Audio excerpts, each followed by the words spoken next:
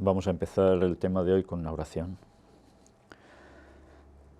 Padre nuestro que estás en los cielos, te damos gracias especialmente por tu santo día de sábado.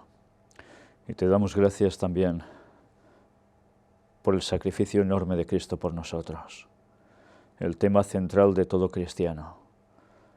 Y el tema central que no termina en la cruz, sino que termina en su resurrección, en su intercesión por nosotros y en la salvación que nos da, gratuita, y que pronto vendrá a buscarnos. Señor, te queremos pedir que tú nos ayudes a serte fieles en todo momento, a andar contigo y a no apartarnos nunca de ti, y a saber apreciar este sacrificio por nosotros como nada en este mundo. Perdona nuestros pecados. En el nombre de Jesús te lo pedimos. Amén.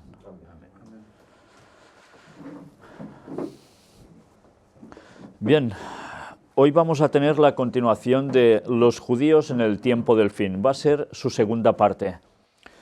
Os dije que continuaríamos analizando el capítulo 10 de Romanos. Pues bien, he hecho un cambio. ¡Hala!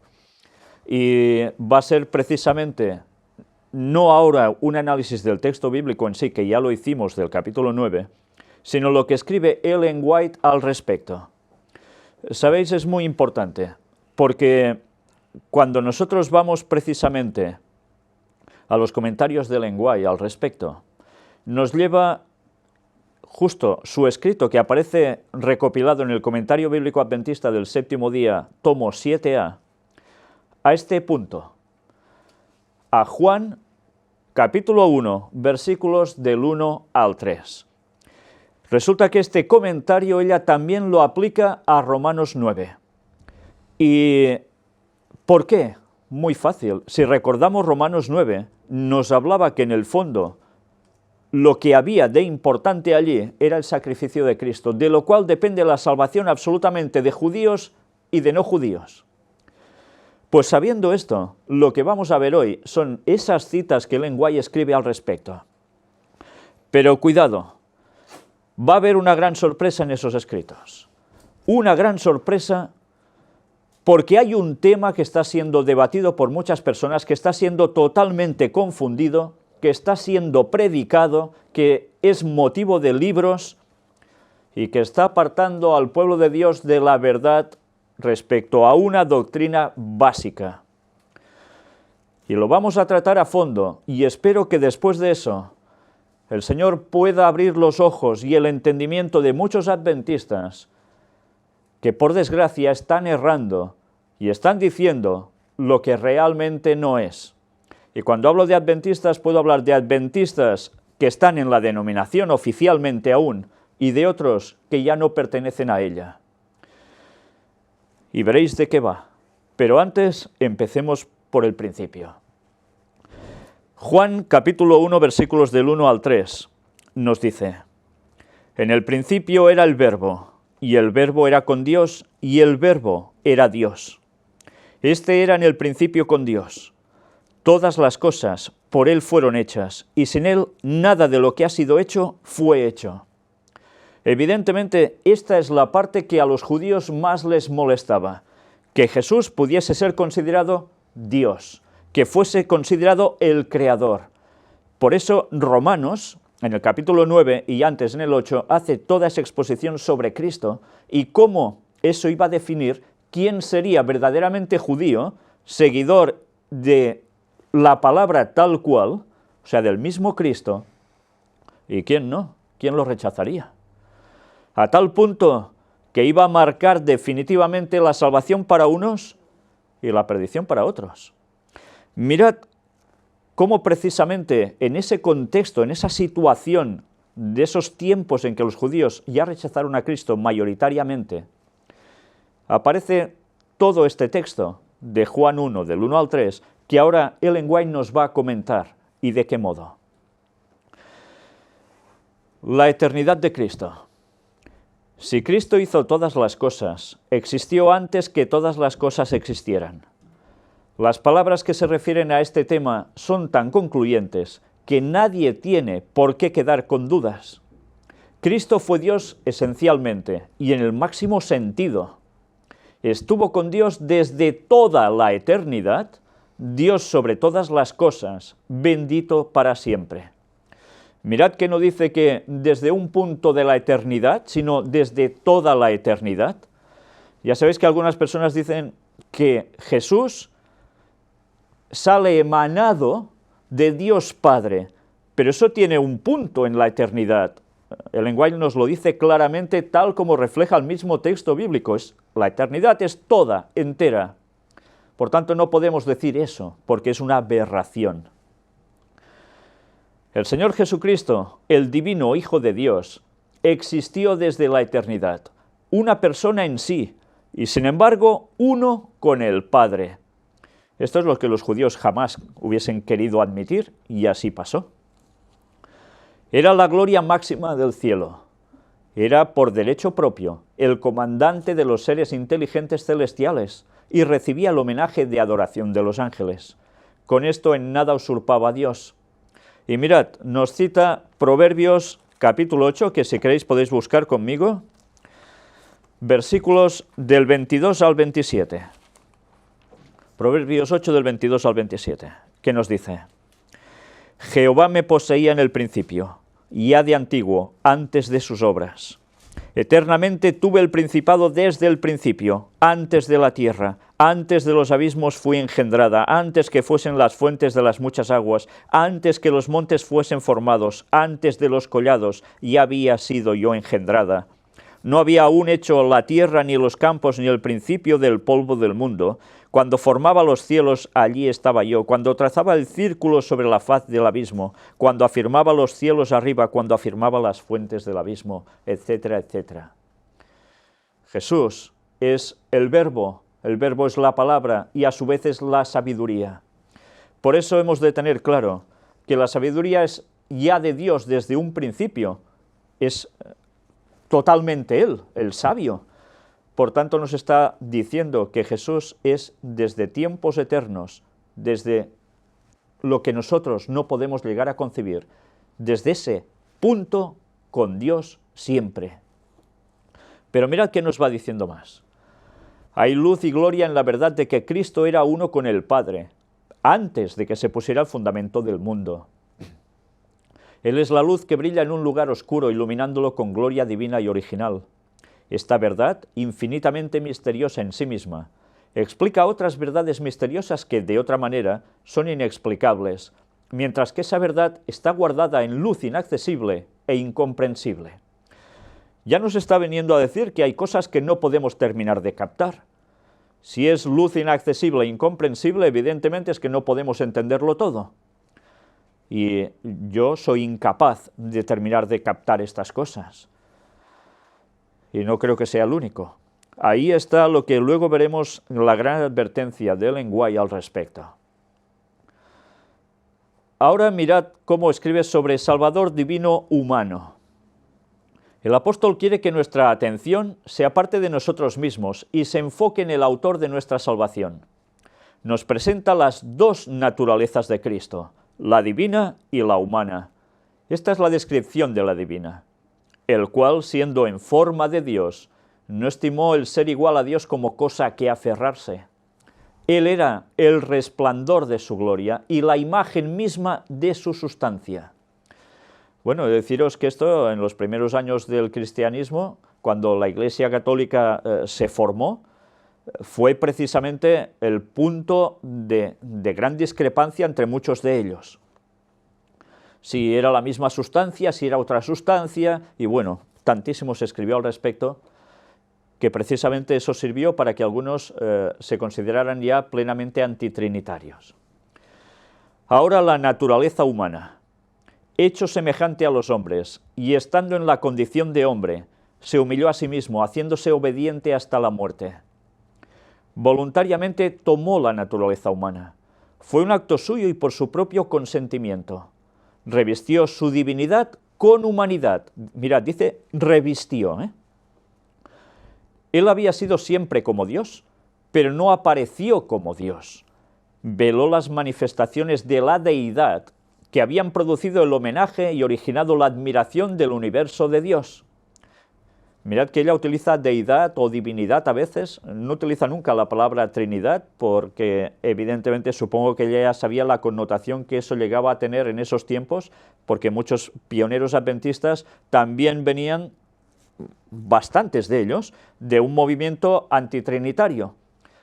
Y bien, ella se refiere siempre a deidad o divinidad, no a Trinidad, no hemos encontrado nunca un escrito de ella que lo diga, pero porque había esa connotación que tenía que ver con el catolicismo, que es tres en sí, como Dios, pero de un modo distinto a como refiere la palabra de Dios en verdad.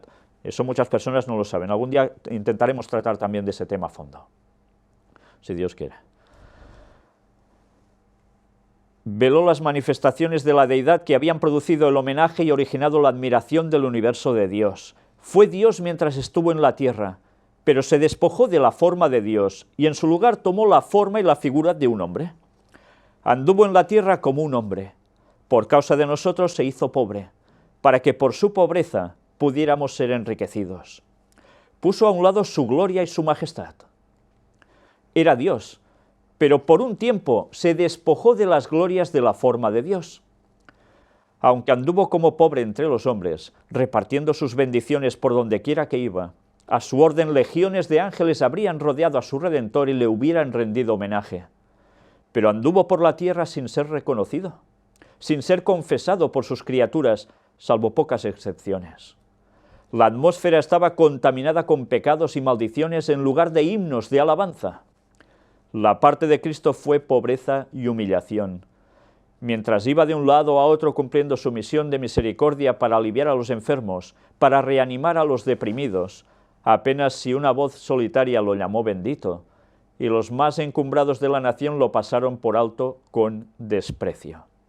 Mirad que aquí ya empieza a hablar de los más encumbrados de la nación. ¿Quiénes eran?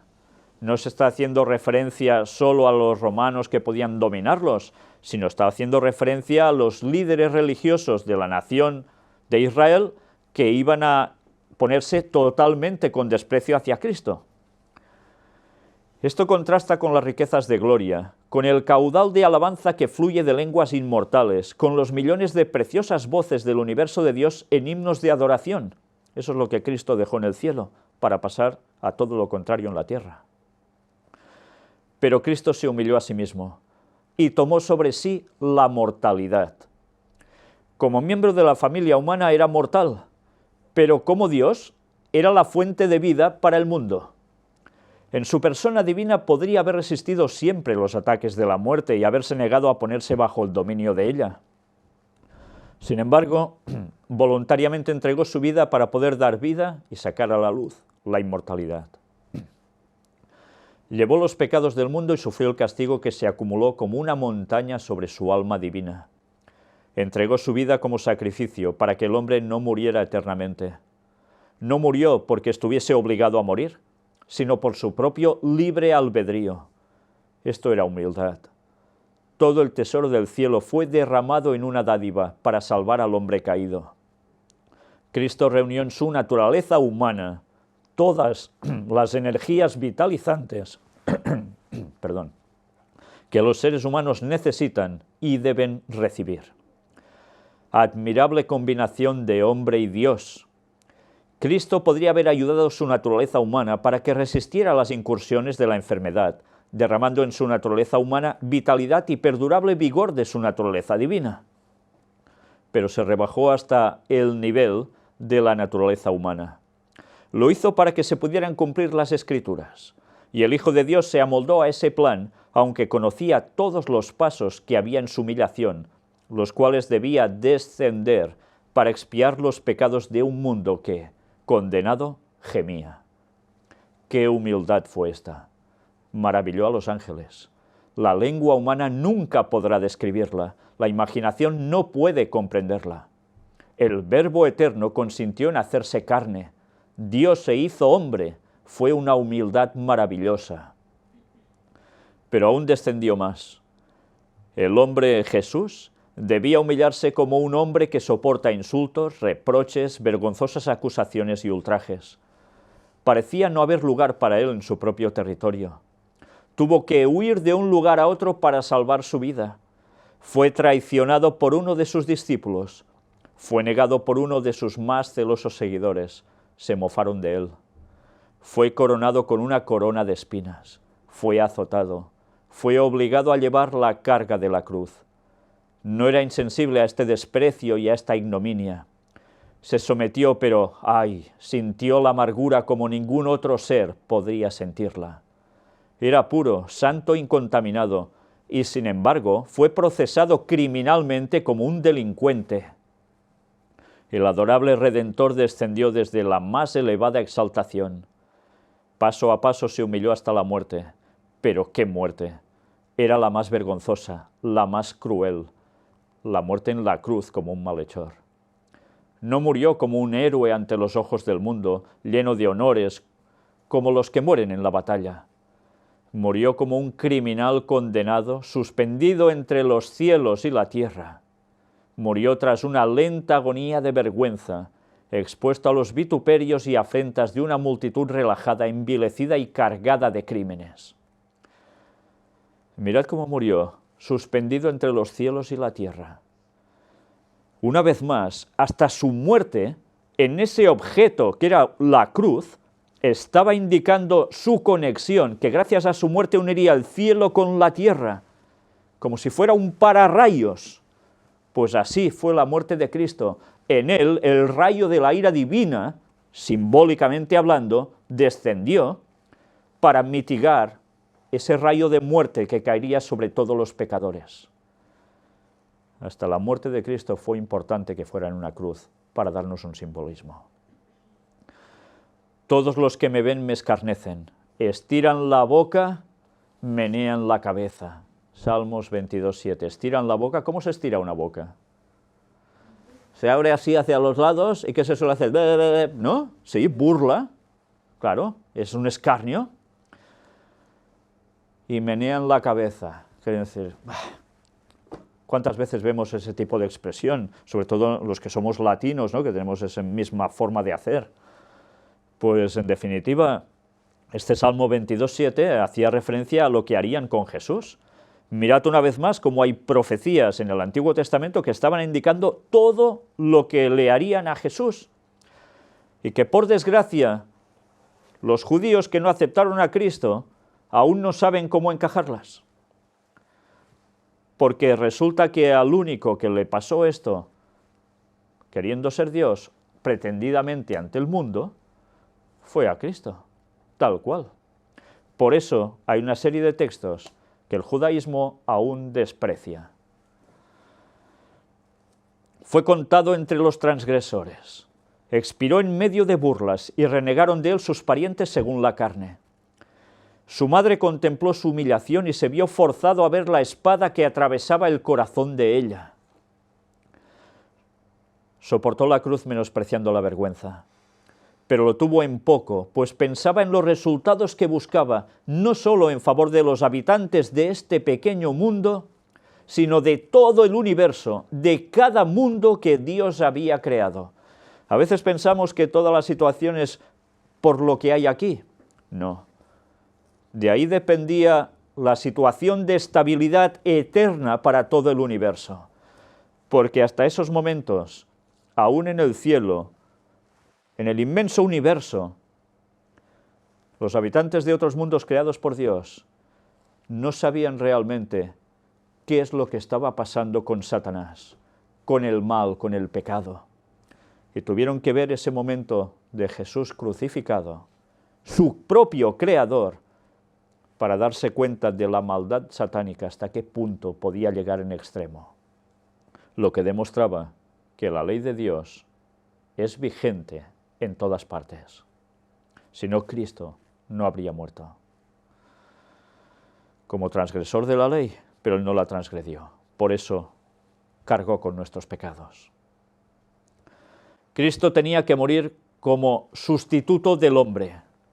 El hombre era un criminal condenado a muerte por la transgresión de la ley de Dios, un traidor, un rebelde. Por lo tanto, el sustituto del hombre debía morir como un malhechor, porque Cristo estuvo en el lugar de los traidores, con todos los pecados acumulados por ellos sobre su alma divina. ¿Quién moría como un malhechor? Los clavados en la cruz, precisamente en esos tiempos. No era suficiente que Jesús muriera para satisfacer completamente las demandas de la ley quebrantada, sino que murió una muerte oprobiosa. El profeta presenta al mundo las palabras de Cristo: no escondí mi rostro de injurias y esputos. ¿Qué son los esputos? ¿Alguien lo sabe? Escupir a otro. A veces vemos películas que pueden hablar de Jesús, de la vida de Jesús. Podemos imaginarnos la escena mentalmente, pero no somos conscientes que también, aparte de insultos e injurias, también le estaban escupiendo. Y ya sabéis que escupir a una persona a 1 hora está considerado como una afrenta que da asco, en definitiva, ¿no? ¿A quién se escupe? ¿Habéis visto alguna vez algún partido de fútbol donde 2 jugadores empiezan a discutirse y uno ¡fua!, le escupe al otro? Y eso está bien considerado, ¿verdad que no? Enseguida, si el árbitro lo ve, ¿qué hace? Saca tarjeta. Pues a Jesús aquí tuvo que soportar eso. Y no había tarjeta para los que le iban a hacer eso, ¿eh? Teniendo en cuenta todo esto, ¿pueden albergar los hombres una partícula de exaltación propia? Mirad qué lección hemos de extraer de aquí, ¿eh? Tan soberbios que a veces queremos ser, tan chulitos, tan gallitos. Si nos comparamos con Cristo ante esa situación, ¿dónde debe ir a parar nuestro orgullo? Mientras reconstruyen la vida, los sufrimientos y la humillación de Cristo, ¿pueden levantar la orgullosa cabeza como si no tuvieran que soportar pruebas, vergüenza o humillación? Digo a los seguidores de Cristo: mirad el Calvario y sonrojaos de vergüenza por vuestras ideas arrogantes. Antes mostraba, cuando estaba presentando, veis esta imagen, esto que tengo ahí detrás es el verdadero monte Gólgota, el verdadero monte Calvario. Si os dais cuenta, precisamente, aquí, esta zona es la cara de la calavera.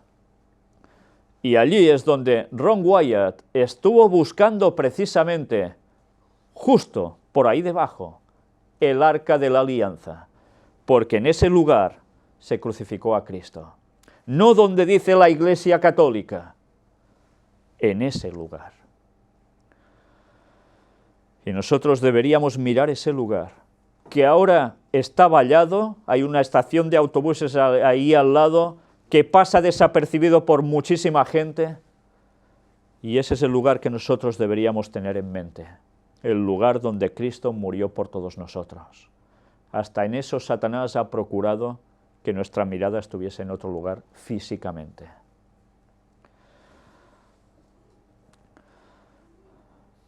Toda esta humillación de la majestad del cielo fue por causa del hombre culpable y condenado. Cristo descendió más y más en su humillación, hasta que no hubo profundidades más hondas donde pudiera llegar para elevar al hombre sacándolo de su contaminación moral. Todo esto fue por vosotros, que lucháis por la supremacía, por el orgullo, por el ensalzamiento humano, que teméis no recibir toda esa deferencia, ese respeto del concepto de los humanos, que pensáis que os corresponde. ¿Es esto parecerse a Cristo? A veces nos dicen algo, y ya, ¡bum!, cómo saltamos. Y Cristo ni se inmutaba. Y Él, que no tenía ninguna culpa, tuvo que aguantar eso. Y nosotros, que no nos merecemos nada, todo lo contrario. Haya pues en vosotros este sentir que hubo también en Cristo Jesús. Murió en expiación y para convertirse en modelo de todo el que desee ser su discípulo. ¿Albergaréis egoísmo en vuestro corazón? ¿Y ensalzarán vuestros méritos los que no tienen delante de ellos a Jesús como modelo? No tenéis mérito alguno, salvo los que recibáis mediante Jesucristo. ¿Albergaréis orgullo después de haber contemplado a la deidad que se humillaba y que después se rebajó como hombre hasta que no hubo nada más bajo a lo cual pudiera descender? Espantaos, cielos, y asombraos vosotros, habitantes de la tierra, porque así se recompensará nuestro Señor, qué desprecio, qué maldad, qué formalismo, qué orgullo, qué esfuerzos hechos para ensalzar al hombre y glorificar al yo, cuando el Señor de la gloria se humilló a sí mismo y por nosotros agonizó y murió una muerte oprobiosa en la cruz.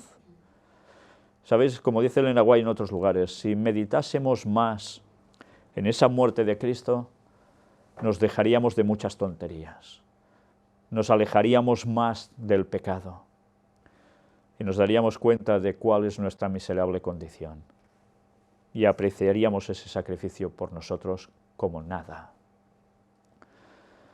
Cristo no podría haber venido a la tierra con la gloria que tenían los atrios celestiales. Los seres humanos pecadores no podrían haber soportado el espectáculo. Él veló su divinidad con la vestidura de la humanidad, pero no se desprendió de su divinidad. Mirad cómo nos está describiendo cómo vino Jesús como tal, Como Salvador divino humano, vino para estar a la cabeza de la raza caída, a compartir sus experiencias desde su niñez hasta la virilidad. Fijaos que dice para estar a la cabeza de la raza caída. Luego entenderemos aún mucho mejor esto, y mirad si no ahora. Cristo no había cambiado su divinidad por humanidad, sino que revistió su divinidad con humanidad. Estas son cosas que debemos meditar también en ello, porque si no tenemos claros estos conceptos es cuando vamos a decir cosas que no son ciertas.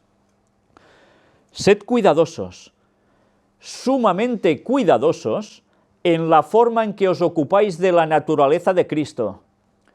Y atención ahora a estos adventistas a los cuales he hecho mención. No lo presentéis ante la gente como un hombre con tendencias al pecado. Él es el segundo Adán. El primer Adán fue creado como un ser puro y sin pecado, sin una mancha de pecado sobre él. Era la imagen de Dios.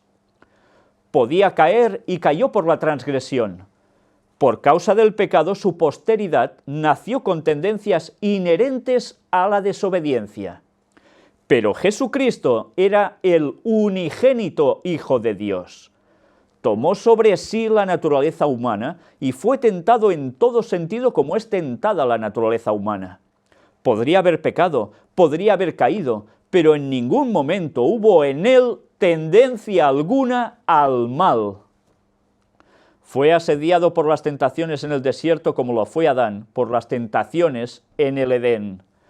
Por tanto, señores que aún estáis diciendo que Cristo tenía la naturaleza como cualquiera de nosotros exactamente igual, con esa tendencia al mal, estáis errando y estáis llevando al pueblo de Dios a no saber cuál es la naturaleza de Cristo en verdad, y como consecuencia el plan de salvación no lo entendéis. Ya va siendo hora de que digamos las cosas como son y no hagamos disensión de falsas doctrinas que solo separan a los hermanos y además nos hacen perder las cosas, el sentido que tiene cada una de las palabras bíblicas. El segundo Adán viene como Adán, no viene como ninguno de nosotros. Naturaleza con tendencia al mal, ¿cómo vamos a poner eso en Cristo, por favor?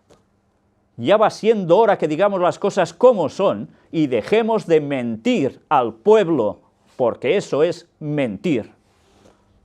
¿Cómo puede ser que personas que llevan tantos años en la fe aún digan que vino con la tendencia al mal? Ya va siendo hora que leamos un poco. Y cuidado, que no hace falta ni leer esto, porque esto es una cuestión de lógica y la cabeza está para pensar. ¿Cómo podemos pensar que Cristo, siendo hecho del modo con la Virgen, el Espíritu Santo, va a ser igual que nosotros? ¿Pero a quién se le ocurre eso en la cabeza? Y eso, por decir estas cosas, ¿somos acusados de mentir? Por favor, ya va siendo hora que digamos las cosas como son. Evitad toda cuestión que se relacione con la humanidad de Cristo que pueda ser mal interpretada. La verdad y la suposición tienen no pocas similitudes.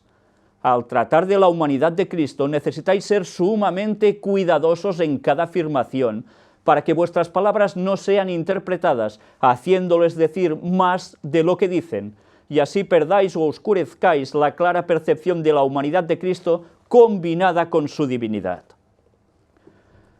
¿Lo queréis más claro? Yo no sabría expresarlo mejor. Su nacimiento fue un milagro de Dios, pues el ángel dijo: y ahora concebirás en tu vientre y darás a luz un hijo y llamarás su nombre Jesús. Este será grande y será llamado Hijo del Altísimo. Y el Señor Dios le dará el trono de David su padre y reinará sobre la casa de Jacob para siempre, y su reino no tendrá fin. Entonces María dijo al ángel: ¿cómo será esto? Pues no conozco varón. Respondiendo el ángel le dijo: el Espíritu Santo vendrá sobre ti, y el poder del Altísimo te cubrirá con su sombra, por lo cual también el santo ser que nacerá será llamado Hijo de Dios. ¿Vosotros habéis nacido así? Yo no. Y si alguno de vosotros me dice que ha nacido así, ya puede ir al psiquiatra corriendo. Nadie ha nacido así, solo Jesús, porque Él era el segundo Adán, tenía que venir en las mismas cualidades que tuvo Adán para poder mostrar que en esa misma condición se podía soportar el pecado y no caer. Estas palabras no se refieren a ningún ser humano, excepto al Hijo de Dios infinito. Nunca dejéis, en forma alguna, la más leve impresión en las mentes humanas de que una mancha de corrupción o una inclinación hacia ella descansó sobre Cristo, o que en alguna manera se rindió a la corrupción. Fue tentado en todo como el hombre es tentado, y sin embargo Él es llamado el Santo Ser. Que Cristo pudiera ser tentado en todo como lo somos nosotros, y sin embargo fuera sin pecado, es un misterio que no ha sido explicado a los mortales. La encarnación de Cristo siempre ha sido un misterio y siempre seguirá siéndolo. ¿Cómo vamos a entender nosotros eso? Lo que se ha revelado es para nosotros y para nuestros hijos, pero que cada ser humano permanezca en guardia para que no haga a Cristo completamente humano, como uno de nosotros, porque esto no puede ser. ¿Lo queréis más claro aún? No es necesario que sepamos el momento exacto, cuando la humanidad se combinó con la divinidad. Debemos mantener nuestros pies sobre la roca, Cristo Jesús, como Dios revelado en humanidad. ¿En qué momento fue? ¿En el momento en que se concibió? ¿En el momento en que salió del vientre? ¿Qué nos importa a nosotros eso? No se nos ha revelado, no lo necesitamos para nuestra salvación. Pero no caigamos en decir que Cristo era exactamente clavado a nosotros. Por favor, ¿qué ideas? Percibo que hay peligro en tratar temas que se refieren a la humanidad del Hijo del Dios infinito. Él se humilló cuando vio que estaba en forma de hombre para poder comprender la fuerza de todas las tentaciones que acosan al hombre. El primer Adán cayó, el segundo Adán se aferró a Dios y a su palabra, bajo las circunstancias más angustiosas, y no vaciló ni por un momento su fe en la bondad, la misericordia y el amor de su Padre. Claro, cuando Adán vino tenía tentaciones alrededor, aparte de la que le mostraba tan directamente Satanás en el momento en el cual cayó, pero Jesús, ¿qué tenía a su alrededor? Todo lo contrario para él. Y aún y así venció. Escrito está, fue su arma de resistencia. Y esta es la espada del Espíritu que debe usar todo ser humano. Esta es la lección que hemos de extraer. No hablaré ya mucho con vosotros, porque viene el príncipe de este mundo, y él nada tiene en mí, nada que responda a la tentación. En ninguna ocasión hubo una respuesta a las muchas tentaciones de Satanás. Cristo no pisó ni una vez el terreno de Satanás para darle ventaja alguna. Vaya lección también, ¿eh? ¿Hemos de ir donde no toca para buscarnos tentaciones? No provoquemos a tentación a Satanás para que nos tiente. Parece un juego de palabras, pero es esto lo que quiere expresar. Satanás no halló en él nada que lo animara a avanzar. Pero claro, él siguió y siguió y siguió.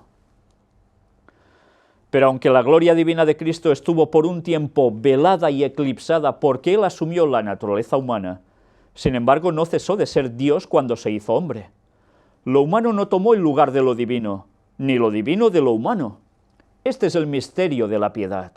Las dos expresiones, humano y divino, eran estrecha e inseparablemente una en Cristo, y sin embargo tenían una individualidad diferente.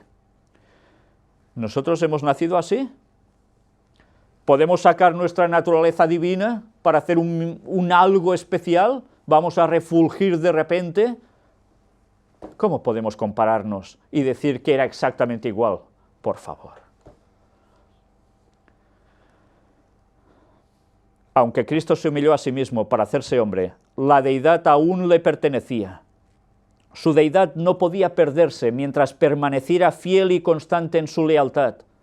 Aunque rodeado de dolor, sufrimiento y corrupción moral, despreciado y rechazado por el pueblo a quien habían sido confiados los oráculos del cielo, Jesús aún podía hablar de sí mismo como el Hijo del Hombre en el cielo.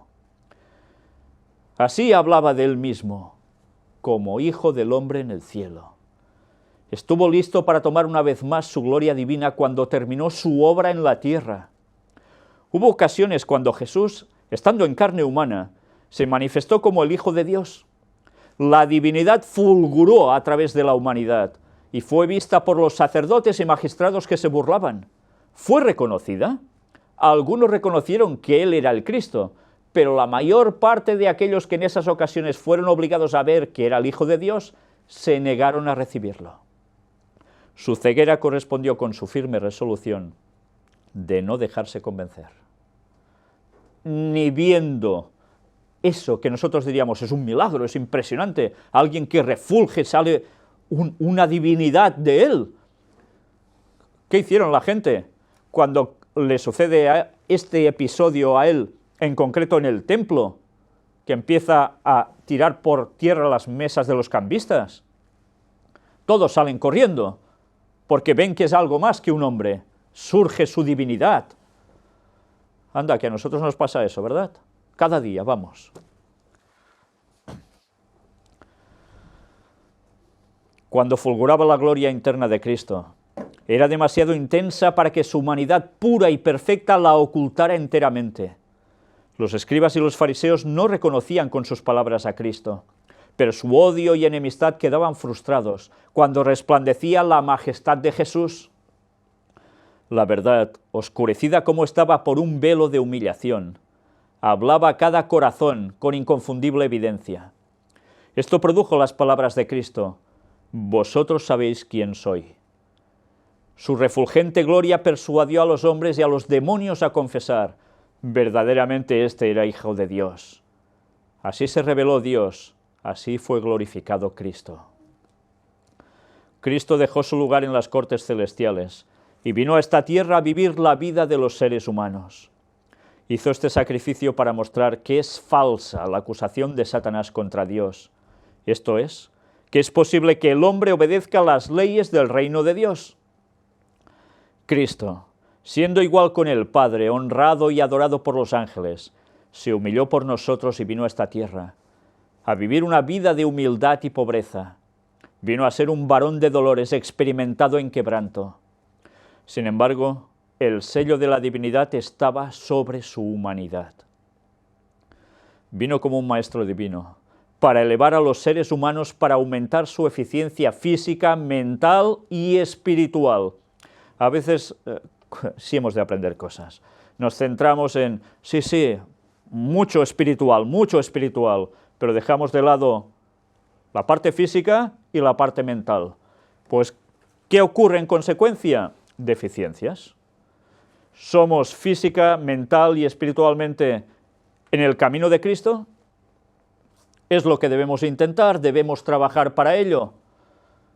¿Y cuántos lo hacen? ¿Cuántos cristianos aprenden de esto y lo ponen en práctica? ¿Y luego queremos estar equilibrados mentalmente? ¿Cómo vamos a estar equilibrados si no cumplimos con lo que fuimos hechos? No hay nadie que pueda explicar el misterio de la encarnación de Cristo.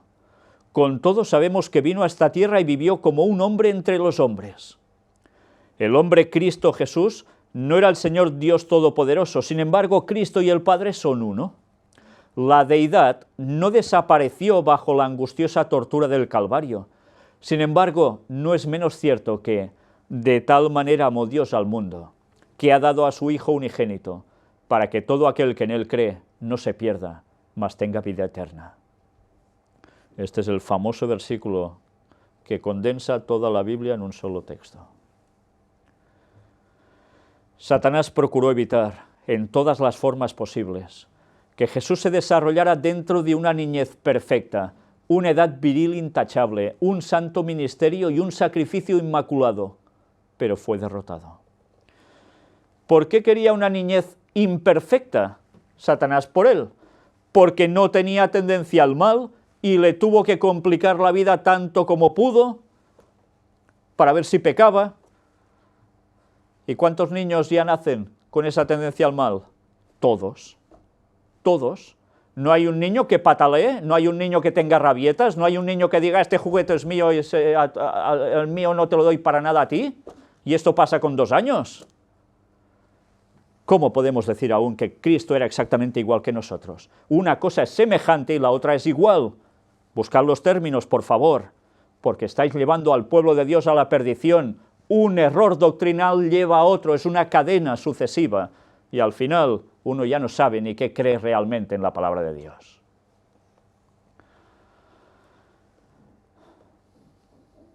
No pudo inducir a Cristo a que pecara. No pudo desanimarlo ni apartarlo de la obra que había venido a hacer en esta tierra. La tormenta de la ira de Satanás lo azotó desde el desierto hasta el Calvario, pero cuanto más implacable era, tanto más firmemente se aferró el Hijo de Dios de la mano de su Padre y avanzó por el ensangrentado sendero. Cuando Jesús tomó la naturaleza humana y se convirtió en semejanza de hombre, poseía el organismo humano completo. Sus necesidades eran las necesidades de un hombre. Tenía necesidades corporales que satisfacer, cansancio físico que aliviar. Por medio de oraciones al Padre se fortalecía para el deber y la prueba. Queda claro entonces que Jesús como hombre tenía hambre, tenía que ir a hacer sus necesidades, todo. Pero había una diferencia vital entre él y nosotros. Vino semejante a los hombres, pero no vino igual. Si no, no podía ser el segundo Adán. Ya va siendo hora que nos dejemos de falsedades y aprendamos que la palabra de Dios es muy clara y nos ha dado la lógica, la cabeza, para darnos cuenta que esto es así. Y algunos dirán, es que esto lo escribe Elena White, ¿y qué? Si es que no hace falta ni que lo escriba ella, si solo tenéis que pensar por vosotros mismos, ir a la palabra y lo vais a ver con claridad. Pero somos tan cortitos a veces que necesitamos que se nos muestre que Elena White lo dice porque si no, no lo queremos creer. Eso los que creen en Ellen White. Pero ya veis que incluso los que creen en Ellen White están tergiversando esas palabras e incluso escriben libros enteros y dan sermones al respecto diciendo lo que no es. Pues eso es un grave problema. Y sabéis, todo esto que hemos visto hoy va enlazado con Romanos 9, va enlazado con el 10 y va enlazado con el 11. Si nosotros no entendemos esto, va a pasar como pasó a los judíos, no se van a enterar de nada, porque van a rechazar la auténtica verdad y van a rechazar al auténtico Cristo. Y si hacemos eso, no hay salvación. Bien, terminamos ya haciendo el repaso. Aprovecho que en este tema he querido mostrar también nuestra página oficial del Gran Engaño, porque hay muchas personas que entran a ver los vídeos por primera vez en el canal de YouTube, pero no saben que hay una página oficial del Gran Engaño donde está todo expuesto, todos los temas presentados, y con orden, que eso es lo bueno, no es tan difícil de encontrar como en YouTube a veces.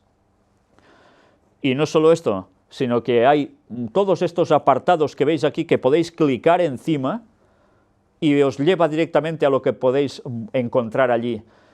Y si os dais cuenta, en la parte inferior derecha pone grupos y contactos.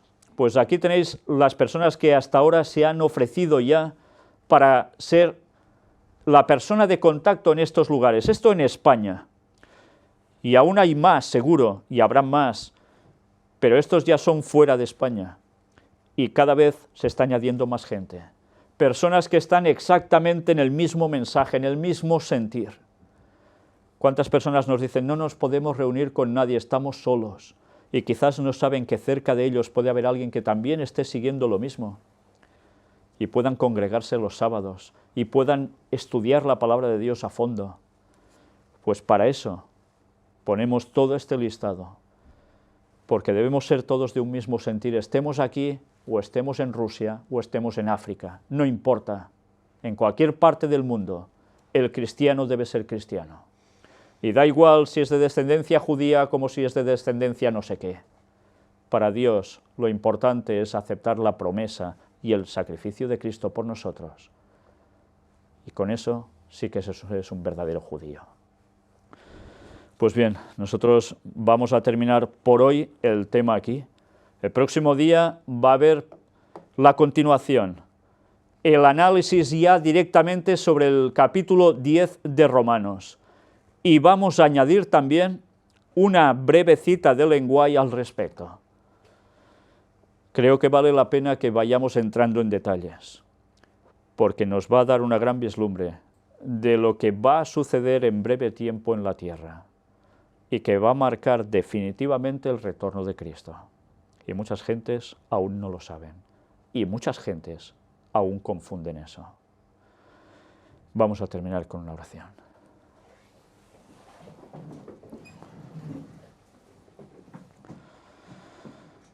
Padre nuestro, una vez más te hemos de dar las gracias, Señor.